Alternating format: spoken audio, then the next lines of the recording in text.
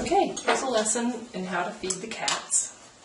First, take the small can of pate, and I cut about 1/4 of it, or less, that, and I give a small part to Galen, or sorry, the smaller part to Annie, because she prefers the chicken, and the larger piece to Galen. Then I open the chicken, and I open it just a little bit because there's so much broth in there, and I kind of distribute the broth between the 3 bowls.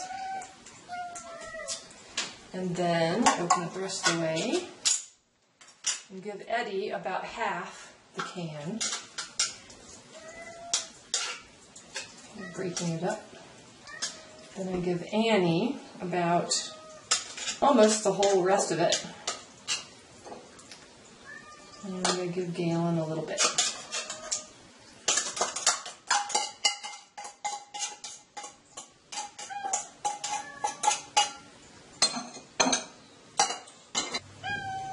And there you go.